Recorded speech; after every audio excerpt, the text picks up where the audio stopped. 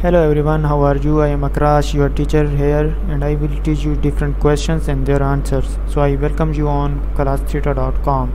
So our today's question is Find differential of the function y is in rosso seco. The answer of the question is